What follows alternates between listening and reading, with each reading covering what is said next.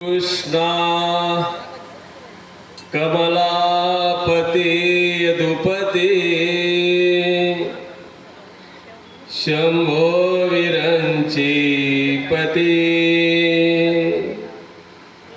विष्णू निरथ दाळीला हरितु ते सेवा करू पाहते इंद्राचा मद झाळुनी मग तुवा रक्षियले श्रीपती ऐसा तो जगदीश्वरो बवहरो विश्वाधिमायापती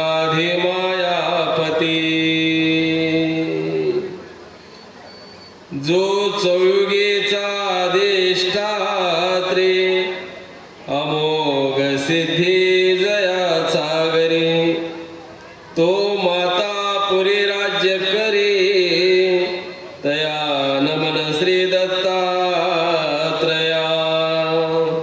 श्री गोपाल कृष्ण महाराज की श्री दत्तात्रेय महाराज की श्री चक्रपाणी महाराज की श्री गोविंद प्रभु महाराज की जय सर्वज्ञ श्री चक्रधर स्वामी की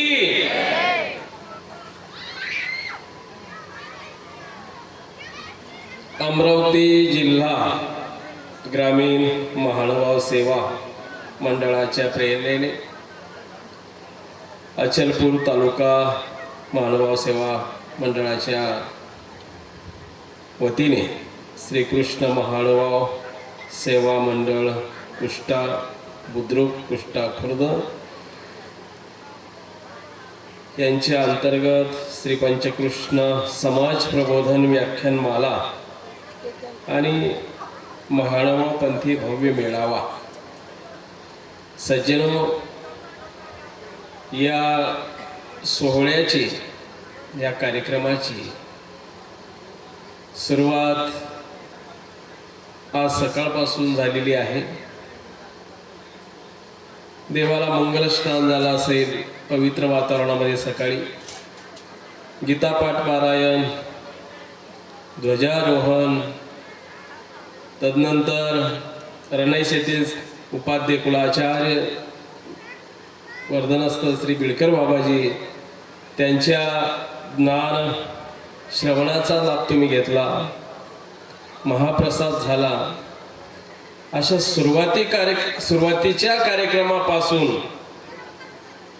तुम्ही आनंद घेत आहात.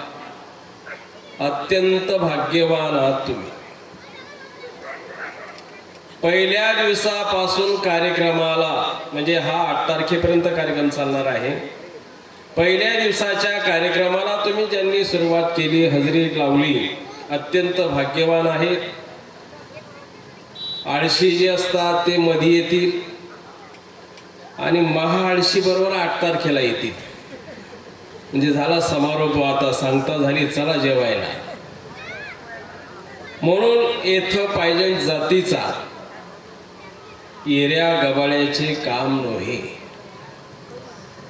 कुठल्याही क्षेत्रामध्ये जा, प्रपंचात जा, परमार्थामध्ये जा, संसारामध्ये जा, राजकारणामध्ये जा, शैक्षणिक क्षेत्रामध्ये जा, कुठेही जा, जातिवंतपणाला अत्यंत महत्त्व असतं. आणि म्हणून तळागाळातल्या माणसाला ही सर्व तत्व समजली गेली पाहिजे. दुःखात अडकलेल्या जीवाला मुक्त होता आलं पाहिजे. हा दृष्टिकोन मनासी बाळगून परम आदरणीय परम श्रद्धेय ज्येष्ठ धर्मबंधू मंतश्री आपले वैरागी बाबांनी वर्षातून मला वाटतं बऱ्याच वेळा 1-2-4 ठिकाणी असे व्याख्यानमालेचे कार्यक्रम पदयात्रेचे कार्यक्रम जे संतांचं आता सर म्हणाले मग अशीच मराठवाड्यातले होते नगरकडचे होते नगरकडून इकडे आले आता परत दुसरीकडे बाबांचं नियोजन आहे. संतांना मर्यादा नसते. संत अमर्यादित आहेत, त्यांची गणनाच करता येणार नाहीत. मला असं वाटतं कोणीतरी विचारलं होतं छत्रपती शिवाजी महाराजांची उंची काय होती वा. छत्रपती शिवाजी राजांची उंची किती होती, किती सेंटीमीटर, किती फूट, असा प्रश्न ज्यावेळेस विचारला त्यावेळेस उत्तर देणाऱ्याने सांगितलं की एवढ्या विशाल माणसाची उंची आपण कशी मोजू शकतो, की नेमकी यांची 5 फूट 2 इंच, 5 फूट 4 इंच अशी तुलना करता येणार नाही, अशी गणना करता येणार नाही. म्हणून जगाच्या पाठीवर संतांचं जे कार्य आहे ते अमर्यादित आहेत, मर्यादा नाही त्याला. ज्या ज्ञानेश्वरांनी म्हटलेलं आहे की हे विश्वची माझे घर, आईशी मती जयाची स्थिर. 1-2-5 बिघ्यामध्ये 10-5 एकरामध्ये जीव घालण्यापेक्षा हे विश्वाची माझे घर ही भावना उराशी बाळगून वैरागी बाबा तुम्हा आम्हाला सर्वांना सत्संग घडून आणतात. प्रथमतः बाबांना मी दंडवत करतो. बाबांना खऱ्या अर्थानं परमेश्वराने आरोग्य द्यावं धर्मरूप कार्यासाठी. म्हणून पहिले बाबांचं टाळ्यांच्या गजरामध्ये आपण सर्वांनी स्वागत करायचं आहे. दुसऱ्या सत्राची सेवा या ठिकाणी ज्यांनी आता इथे आपल्याला दिली, चांगल्या प्रकारे सेवा केली, ज्ञानरूपी सेवा. नाव छान आहे, नावासारखी सेवा झाली, नावासारखेच आपण मंत्रमुग्ध झालो. लक्षात आलं का तुम्हाला? द्वापार युगामध्ये संत मीराबाईने कोणाला मंत्रमुग्ध केलं होतं? बोला बाय, आजारीत का तुम्ही? बोला ना. संत मीराबाईंनी कोणाला मंत्रमुग्ध केलं होतं? नाही माहित? कृष्ण भगवंताला ध्यानामध्ये, चिंतनामध्ये, स्मरणामध्ये मंत्रमुग्ध केलं होतं भगवंताला संत मीराबाईंनी. त्या पद्धतीने आमच्या धर्मभगिनी मीराताईंनी आपल्याला 1 तास, पाऊण तास अगदी मंत्रमुग्ध करून टाकलं. असं मंत्रमुग्ध केलं, देव पहावया गेला तेथे देवाची होणी ठेल. नावासारखं कधी कधी असतं आणि कधी कधी नसतं. पण नाव शांताबाई आणि भांडणाविना कर्म अर्ध तुम्ही म्हणत जा. नाव शांताबाई, भांडणाविना कर्मत नाही. नाव गंगाधर, आंघोळ नाही महिनाधर. नावासारखं कधी असतं कधी नसतं. पण आज या व्याख्यानातून युट्यूबवर मी त्यांचे कार्यक्रम ऐकलेले होते. प्रत्यक्ष हा योग या ठिकाणी आला आणि तळमळपूर्वक त्यांनी जी या विषयावर खऱ्या अर्थाने काय विषय होता तो? संस्कृती संवर्धन. महिलांचा योग खऱ्या अर्थाने जगाच्या पाठीवर. स्वामी श्री चक्र महाराज सुद्धा तुमच्या संदर्भामध्ये तुलना करतात, तुलना करून दाखवतात भक्तिजनांना. पुरुषाचा जीव आहे, पुरुषाचा जीव आहे आणि स्त्रियांचा काही जीवले आहे. याच्यातूनच समता साधवल्या गेली, समता सांगितली, विषमता नाही आपल्यामध्ये. एक प्रारब्धाने पुरुष पिंड पुरुषांना मिळाला, तुम्हाला स्त्री पिंड तुमच्या प्रारब्धाने मिळाला. भोगतो न गळे संचिता वाचुनी. जीवामध्ये फरक नाही. आता तुमच्या भाषेत सांगतो, फरक नाही म्हणजे कसा? शास्त्रातून सांगितलं की थोडंसं कठीण जातं तुम्हाला. तुमच्या भाषेत सांगतो. फोन आला तुम्हाला नातेवाईकाचा, अमुक अमुस माणूस वारला, मेला, देवाज्ञा झाली. काय म्हणतात इकडे? माणूस गेल्यानंतर, देव सोडल्यानंतर बोलत जा. मला सभा अशी प्रश्न उत्तराच्या. सभा बोलती पाहिजे ना. देवाज्ञा झाली म्हणतात ना. वारला बी समजतं ना, मेला बी समजतं ना, गचकला गेला बा, जीव गेला. माणूस चांगला होता हो, आम्ही नेहमी जायचो, लय आग्रह करायचा, थांबवा म्हणायचा, खूप प्रसन्न मनाचा होता. जीव गेला बिचाराचा हो, 1 तासापूर्वी गेला वाटतं जीव, 1 तासापूर्वी असं म्हटलं जातं माणूस मेल्यानंतर. परत अजून 2 तासाने किंवा 2 संध्याकाळी, सकाळी हे बोलणं झालं, संध्याकाळी दुसरा एक फोन आला. त्यावेळेला मात्र एक स्त्री वारली, बाई वारली. त्यावेळेला सुद्धा तुम्ही हळहळ व्यक्त करतात. बाई स्वभावाने चांगली होती हो, छान स्वभाव होता बिचारची, नाजूक शब्द काढायची, चांगलं बोलायची, जेवण केल्याशिवाय कधी जीव दिला नाही आम्हाला, नसता तरी करा, असं सन्मानामध्ये अग्रेसर होते. आताच बाईचा जीव गेला असंच म्हणता ना तुम्ही? कसं म्हणता? जीव गेली म्हणता का? जे सकाळी बोलले माणसाचा जीव गेला आणि बाईची जीव गेली असं म्हणत जा ना. असं का म्हणत नाही? माणसाचा जीव गेला, बाईचा, बोला, बाईचा जीव गेली, जीव गेला. बघा कशी सुरुवात आहे. हे भोकात विद्या खोदत प्राणी, जमिनीमध्ये जितका बोरवेल तुम्ही खाली नेला, त्याने का मशीन असतं बघा बोरवेल, मळ्यामध्ये शेतामध्ये तुम्ही पाणी लावण्यासाठी आणि पाणी पिण्यासाठी तुम्ही बोरवेल मशीन आणतात. गोकत विद्या खोदत पाणी, जितका बोरवेल खाली नेला जमिनीमध्ये तितकं पाणी जास्त. गोकत विद्या, जेवढं ज्ञान घेतलं तेवढं अज्ञान बाजूला होतं, ज्ञानापर्यंत समाज पोचत नाही. म्हणून तर बाबांचं हे उपक्रम जो आहे, आपणासी जे जे ठावे ते ते इतरासी सांगावे, शहाणे करुणी सोडवावे सकळ जन. देव आम्हाला कळाला, आता तुम्हालाही कळायला पाहिजे. जगाच्या पाठीवर परमार्थ हा अध्यात्म आत्मकल्याणाचा विषय आहे. आत्मकल्याणाचा विषय असल्यामुळे बस आत्मकल्याणाचा विषय आहे, हे मनोरंजनाचा विषय नाही. मनोरंजनासाठी विज्ञान आणि दुसरे शोध लावणे, टेप आहे, टीव्ही, ऑर्केस्ट्रा, सिक्रेट, विशाल नाटक, या सगळ्या गोष्टी टाइमपासाच्या आहेत. तो अध्यात्म म्हणजे आत्म्याचा उद्धार करण्यासाठी. आणि म्हणून आजच्या पहिल्या दिवसाला या ठिकाणी सुरुवात झालेली आहे. सुरुवात झाली असताना 8 तारखेपर्यंत ही ज्ञानगंगा प्रभावित याचा प्रवाह चालणार आहे. त्या प्रवाहामध्ये आपण खऱ्या अर्थाने कुष्टा बुद्रुक असेल, कुष्टा खुर्द असेल, पंचकृषीतील सर्व जनता असेल, भाविक जनता, त्यांना विनंती करतो की तुम्ही या ठिकाणी यायचं. अहो, कायमस्वरूपी आपला संसार आहे, कायमस्वरूपी आपली ड्युटी, सर्व्हिस, उद्योग आहेत. 2-2, 3-3 सत्र या ठिकाणी जेव्हा घेतल्या जातात, केवळ सकाळी ज्याला जमलं नाही त्यांनी दुपारी यावं, दुपारी ज्याला जमलं नाही त्यांनी संध्याकाळी यावं, संध्याकाळी ज्याला जमलं नाही त्यांनी सकाळी यावं.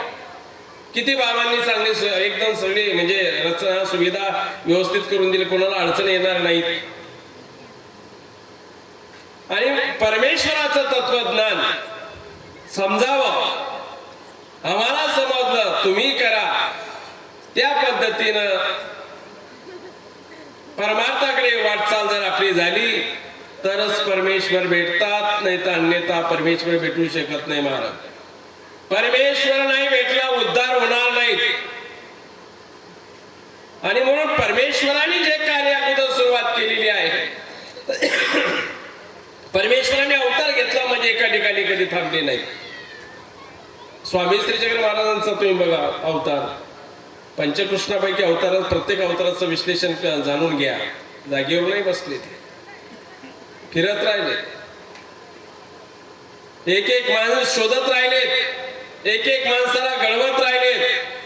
दगड आबडधोबड असतो, आकार नसतो त्याला, पण त्याच दगडातून सुंदर मूर्ती करणारा कलाकार, मूर्तिकार जर व्यवस्थित असेल तर मूर्ती व्यवस्थित घडू शकते. तसं तुम्हाला मला आकार नाही आहेत, तुम्ही आपण असे आबाढोबळ आहोत, आणि आपल्याला सुद्धा या ठिकाणी या सत्संगामध्ये या व्याख्यानमालेमध्ये आपल्याला सुद्धा चांगल्या प्रकारे रूप आणण्याचा प्रयत्न प्रत्येक येणारा वक्ता प्रत्येक येणारा प्रबोधनकार आपली ती बाजू घेणार आहे. तुम्ही करा, तुमच्या होणाऱ्या संततीला ते सांगा. ज्याला संवर्धन म्हणजे वाढ होणे, वाढ झाली पाहिजे, आपल्या कुळाचा उद्धार झाला पाहिजे. आपुल्या हिता जो से जागता धन्य माता पिता तयाचिया किंवा जोडणीया धन उत्तम व्यवहारे उदास विचारे वेच करी उत्तमची गती तो एक पावेल उत्तम भोगील जीव खाली. काय आपलं जीवनासाठी आपण का आलेलो, कशासाठी आलेलो? मग असे ताईंनी जी व्याख्या करून दाखवली, कुष्ठा निष्ठा, खरी तुमची निष्ठा आहे म्हणून कुष्ट्यामध्ये हा कार्यक्रम चाललेला आहे. तुम्ही आता मात्र भोजन रूपी नाश्ता म्हणजे भोजन रूपी किंवा नाश्ता रूपी प्रयत्न हा जर केला तर खऱ्या अर्थाने तत्वज्ञान आपण आपल्या पदरात पाडलं, नाही तर चेष्टा करणं याला म्हटल्या जाईल. कुष्ठा निष्ठा, नाश्ता, चेष्टा.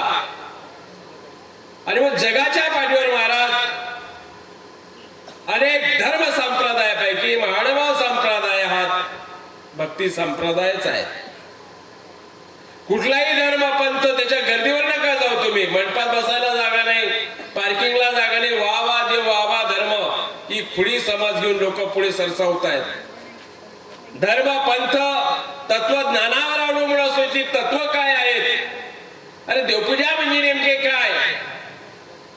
वंदन कुठे करावं? आपला दुर्दैव आहे ज्या ज्या वेळेला परमेश्वर अवतार घेतला, कृतयुगामध्ये, त्रेतायुगामध्ये, द्वापारयुगामध्ये, कलियुगामध्ये, त्यावेळेस आपल्याला सान्निध्य मिळालं नाही. आपण अनादिकालापासून आहोत पण नाही सान्निध्य मिळालं आपल्याला. अज्ञानी जीवाला नकळेच काही असे वाहत आलेलो आहोत आपण. नदी एखादी असते वाहत जाते, त्या नदीच्या पाण्याचा तुम्हाला सदुपयोग करायचा असेल, पाणी अडवा पाणी जिरवा अशा घोषणा दिल्या जातात. मग त्या नदीवर बंधारा बांधला जातो किंवा धरण बांधल्या जात. पाणी अडवा पाणी जिरवा. ज्या परिसरामध्ये धरण आहे, बंधारा आहे, त्या परिसरातल्या विहिरी बोरवेल एकदम प्रफुल्लित असतात, पाणी त्याच्यामध्ये असतं. आणि पाणी असलं म्हणजे शेतकरी त्या पाण्याचा यूज करतो, नाना प्रकारची ते पिकं घेतो आणि तो त्याच्या ऐहिक जीवनामध्ये, भौतिक जीवनामध्ये, आर्थिक दृष्टीने तो फोफावत जातो, मोठा होत जातो, संवर्धन त्याचे होत जात असतं. केवळ पाणी अडवल्यामुळे, पाणी जिरवल्यामुळे. तसा जीवनरूपी नदीवर धर्म असायला पाहिजे. जीवनरूपी नदीवर धर्म असायला पाहिजे. इथे कार्यक्रम होत असताना हा मानव पंथांचाच कार्यक्रम, ही डोक्यातली खूण काढून टाका. फक्त योग्य आणि अयोग्य ही भूमिका तुम्ही लक्षात घ्या. कसं चातक पक्षाला दूध आणि पाणी मिक्स करून दिलं तरी त्याची जी म्हणजे त्याची जी हंस पक्षाची जी सिद्धांत आहे का, तो चातक पक्षी उदयल्या मेघाची वास पाहे, भूमीचे उदक तया घेण्याची नाही. चातक पक्षी जसा वरच्या पावसाची वाट पाहतो, जमिनीवरच तो घेत नाही. नदी नाल्याचं कुठेतरी पाईपलाईन झाली असेल तिथलं पाणी तो सेवन करत नाही. अन्यथा प्राण गेला तरी चालेल, हा सिद्धांत ज्ञानेश्वरीमध्ये आलेला आहे. हंस पक्षाला किती दूध पाणी मिक्स करून दिलं, तो दूध सेवन करतो, हा त्याचा सिद्धांत आहे. हा त्याचा स्वरूप आहे, जीव स्वरूप आहे. त्याचा स्वभाव तो सोडत नाही. कोणीच कोणाचा स्वभाव सोडायला तयार नाहीये. कावळा तरी कोणता त्याचा स्वभाव सोडतो.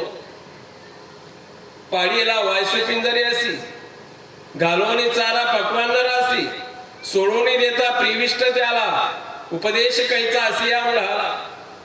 कावळा असतो, एका जणांनी डोकं चालवलं, कोणी कबूतर पाळतं, कोणी पोपट पाळतं, कोणी ससा पाळतं, कोणी हरिण पाळतं. आपण कावळाच पाळायचं. पिंजरा आणला, पिंजऱ्यामध्ये कावळा ठेवला. वायसू असं कावळ्याला म्हटलंय, पाळीला वायसू पिंजरे असी, घालवणी चारा पकवणार असी. चांगली चांगली पदार्थ घरात जी तयार व्हायची ती त्याला द्यायची. एक दिवस त्याने असं ते फाटक खोडलं त्या पिंजऱ्याचं. सोडून देता प्रेविष्ट त्याला. सांगायचं तात्पर्य, जीव स्वभाव आपला सोडायला तयार नाहीये. अहो, निर्जीव वस्तूपासून उपदेश घ्या, निर्जीव वस्तूपासून आदर्श घ्या. तुम्ही एक बारीक दाना घ्या, बाजरीसारखा दाना घ्या, गव्हासारखा दाना घ्या, तांदळासारखा दाना घ्या, दगडाचा रवा घ्या, तो पाण्यामध्ये टाका. कुठे जाईल तो? पाण्यामध्ये. तुम्ही जर असा एवढा बारीक बाजरी किंवा गव्हासारखा, ज्वारीसारखा तुम्ही एक दगड घ्या, तो पाण्यात टाका. कुठं जाईल? तळाला जाईल. 25 फूट राहू द्या, 50 फूट राहू द्या, 200 फूट, डायरेक्ट तळगाठी. लगेच 15-20 मिनिटांनी दुसरा प्रयोग करायचा. एक 5 फुटाचं लाकूड घ्यायचं, लाकूड ते पाण्यात टाकायचं. कुठं जाईल लाकूड? तरंगे. बरोबर आहे का? बरं, एवढसा बारीक रवा खळा दगडाचा तो तळ गाठतो. एवढं मोठं लाकूड 5 फुटाचं आहे, ते तर लवकर जायला पाहिजे ना, ते तरंगत. बरोबर आहे. तिसरा प्रयोग करा. एक पाणी घ्या, गॅसवर ठेवा, सगळे ठेवा, मीटर लावून द्या. 15-20 मिनिटांमध्ये पाणी उकळ्या मारतं. पाणी कायमस्वरूपी उकळ्या मारत नाही. कालांतराने ते थंड होतं. त्याचा गुणधर्म शीतल आहे, ते थंड होणारच आहे, ते कायमस्वरूपी गरम राहणार नाही. दगडाचा धर्म डुबण्याचा आहे, तो डुबणार आहे. लाकडाचा धर्म तरंगण्याचा आहे, तो तरंगणार आहे. म्हणजे निर्जीव वस्तू आपला धर्म सोडित नाही, पण उभा असलेला हा माणूस महाराज आपला धर्म खऱ्या अर्थाने, मानवी धर्म, मानवी जीवन खऱ्या अर्थाने कशा पद्धतीचं असलं पाहिजे हे जर त्याला कळलं नाही आणि नाही कळलं तर खूप मोठ्या संकटाला या जीवाला सामोरी जावं लागणार आहे. ध्यानात घ्या. म्हणून आपण आता पाठीमागचं सोडायचंय. आता तरी पुढे हाच उपदेश, नका करू नाश आयुष्याचा. अरे, वाल्याकुळीला माफ झालं, संत नागदेवाचार्यांना माफ झालं, अज्ञानपणामध्ये जे आपल्याकडून झालं, देव आतापर्यंत आपल्या लक्षात नाही आला, परमेश्वर स्वरूप आपण जाणून नाही घेतलं, जीवाची व्याख्या आम्हाला कळाली नाही. ठीक आहे, थांबलो पाहिजे. समाज थांबला, आपण केव्हा थांबणार आहात? म्हणून ज्योतिंग तांत्रिक, मांत्रिक, पूजांत्रिक आणि कौटल्य किंवा मेलेली माणसांची थडगे बांधून आपण जर उपासना करत बसलो तर आपली मुक्ती होणार नाही. ज्ञानेश्वरांनी तर म्हटलेलं आहे, भावेविना भक्ती, भक्तीविना मुक्ती. अरे, बळेविना शक्ती बोलू नये. कैसेनी दैवात प्रसन्न करीत, उगार आहे निवांत सिनसी वाया, सायास करिसी प्रपंच दिननेसी, प्रभूसी न भजसी कोण्या गुणे. भक्तीत जर खऱ्या अर्थाने मुक्ती व्यापलेली आहे, भक्तीशिवाय जर मुक्ती होत नाही तर ती भक्ती कशी असावी? मेलेल्या माणसांची का मेलेल्या संतांची का वनस्पतीची भक्ती? कुठल्या भक्तीने उद्धार होणार आहेत? भक्ती व्यभिचारी करावी किंवा विचारी भक्ती करावी, याचं विश्लेषण आम्हाला समजलं गेलं पाहिजे. समजून आम्ही घ्यायला पाहिजे. नाही तर भोळा भाव ते तुका अज्ञानाचा स्वभाव, तेने देवाजी देव पाविजेल कैसाला. देवाला भोळीच भक्ती आवडते, पण ती एकनिष्ठ असायला पाहिजे, एक तत्वी असायला पाहिजे. एक नामतारी आणि सब दुकानदारी हा प्रयत्न स्वतः परमेश्वराने जीवाविषयी केलेला आहे. स्वामी श्री चक्र महाराज निरूपण करत असताना सूत्रपाठामध्ये पूर्वी प्रकरणापासून पंचनाम, पंचकृष्ण, अन्यवृत्ती, विद्यामार्ग, युग धर्म असं बदलवत शेवट आपल्या दृष्टांत पाठाकडे वळतात आणि त्या दृष्टांत पाठामध्ये दृष्टांत असा स्वामी सांगतात की माझी किती तळमळ या जीवाविषयी. स्वामी म्हणतात, कवणी एक माता असे, आई असते, लेकुरवाडी आई, 2-2.5 वर्षाचं लेकरू आहे तिला. कवणी एक माता असे, ती आपल्या लेकुरवाते घास असोवे. बघा, तो आईचा जरा, तो प्रेमाचा, स्नेहाचा. मग अशी आपल्या बिराताई बोलल्या, की महिलांचं अंतःकरण नाजूक असतं, स्नेहाळू असतात. आमचे स्वामी सुद्धा म्हणतात ते प्रेम नैसर्गिक आहे, कृत्रिमपणा नाही, खोटेपणा नाही, लटकेपणा नाही. त्या प्रेमाला जगात तोडच नाही. हो, बघा ना काय वात्सल्य असतं तिचं. हंबरुण हंबरुण वासराले चाटते जवा गाय, तवा तिच्यामध्ये दिसते माझी माय. हंबरुण हंबरुण वासराले चाटते जवा गाय, तवा तिच्यामध्ये दिसते माझी माय. आया बाया सांगत होत्या जवा होता ताना, आया बाया सांगत होत्या जवा होता ताना, दुष्काळात मायेचा माझा आटला होता पाना. पिठामध्ये पाणी टाकून मले पाज जाय, तवा तिच्यामध्ये दिसते माझी माय. मग स्वामी श्री जगन महाराज म्हणतात लेकरूवाणी बाई असते. लेंकुराचे हित जाणे माऊलीचे चित्त, ऐसी कळवळ्याची जाती करी लाभावीन प्रीती. लेकराने माझ्याच खावं तो मोठा व्हावा, काळजी करणारी बंधूंनो जगाच्या पाठीवर आपली आई आहे. त्या प्रेमाला तोड नाही. बाकीचा समाज असा आहे कसा, जनये सुखाचे दिल्या घेतल्याचे, जनये सुखाचे दिल्या घेतल्याचे, अंतकाळीचे नाही कोणी, अंतकाळीचे नाही कोणी, झालंही न शक्ती नाक डोळे गळते.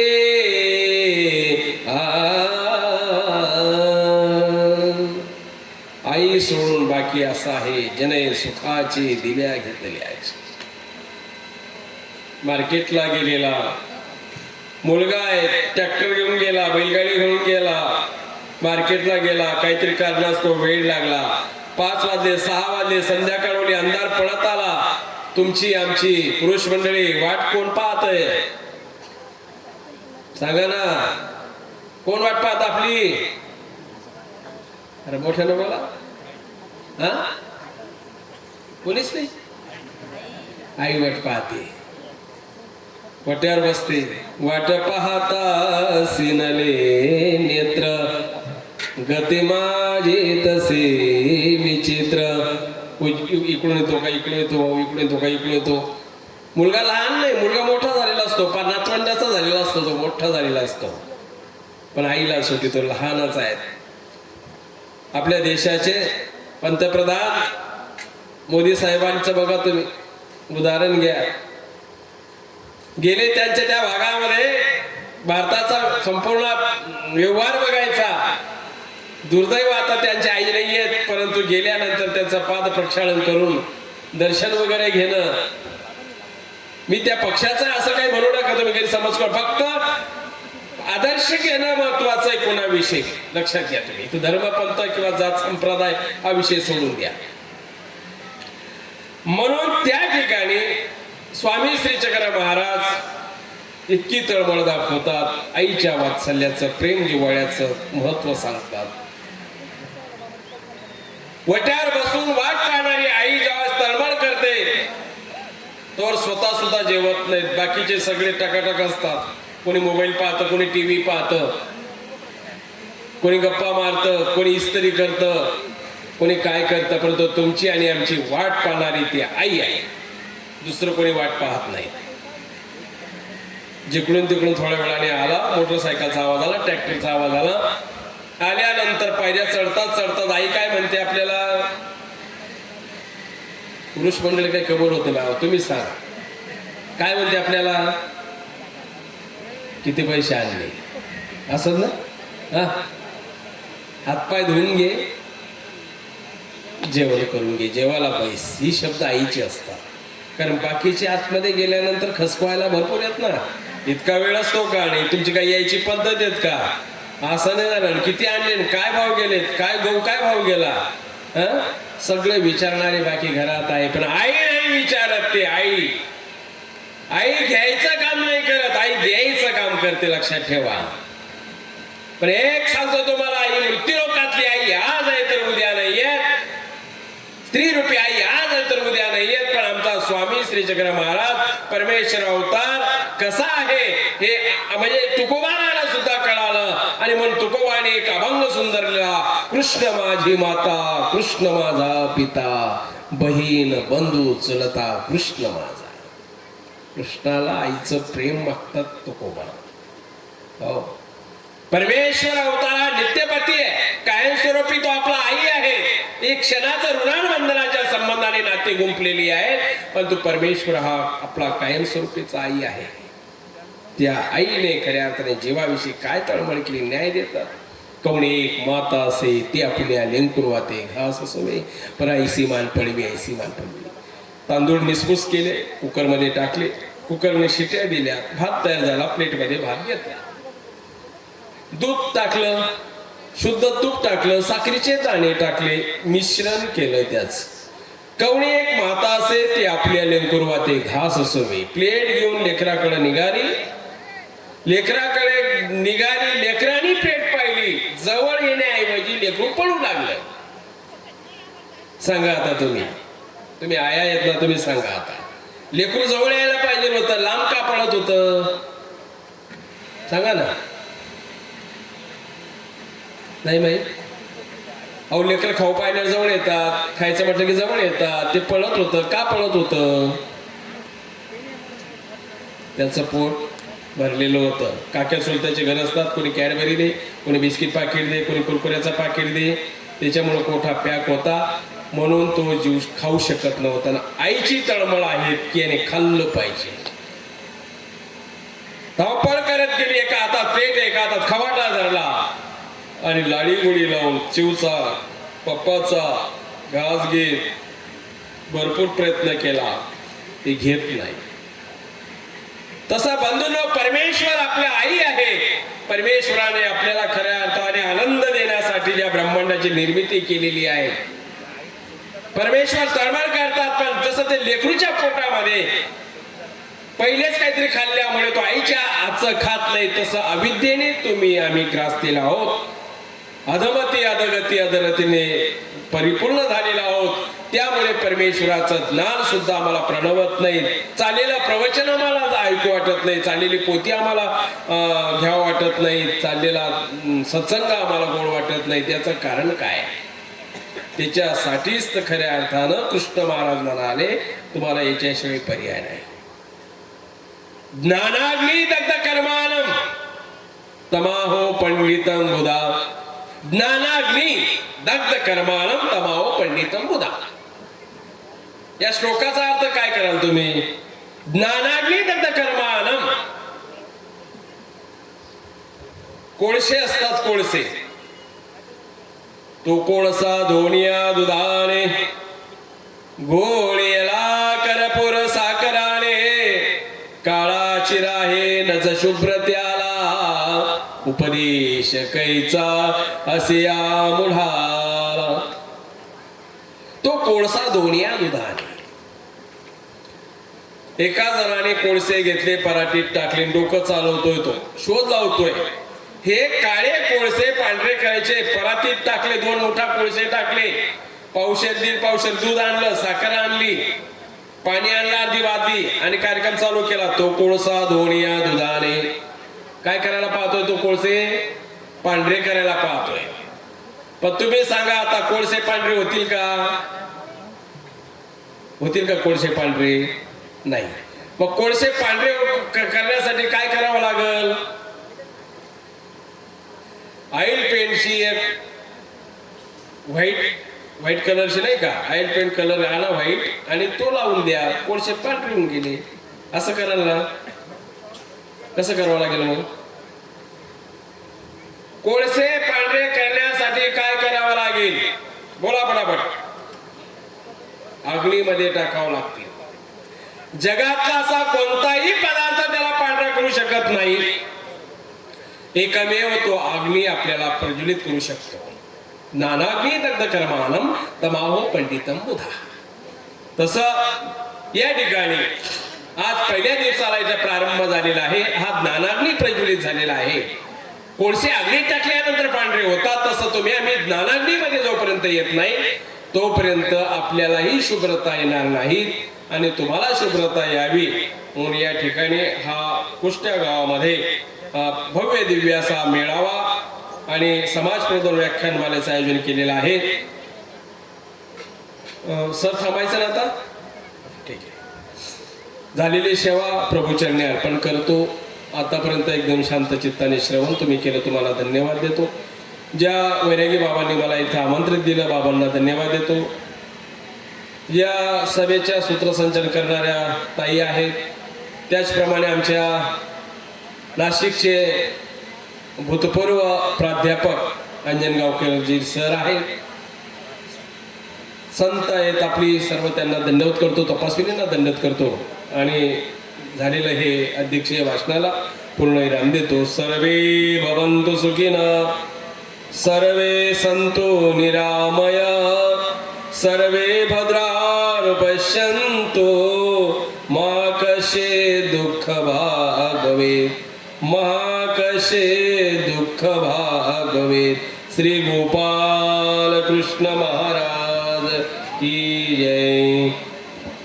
खूप खूप धन्यवाद बाबा. ताईंनी आपल्याला सांगितलं की कुष्ठा ज्यांची निष्ठा आहे असे रहिवासी या कुष्ठा गावामध्ये आहेत. खरोखरच कुष्ठावासियांची निष्ठा आहे असे आता वाटू लागलं. कारण म्हणूनच तर बाबांसारखी व्याख्याते, ताईंसारखी व्याख्याते आपल्याला प्रबोधन करायला लाभलेले आहेत. एवढ्या लांबचा प्रवास करून बाबा आपण आम्हाला अमृतपान केलं, सुश्राव्य अशा वाणीतून आम्हाला एवढा वेळ प्रबोधन केलं. मी खूप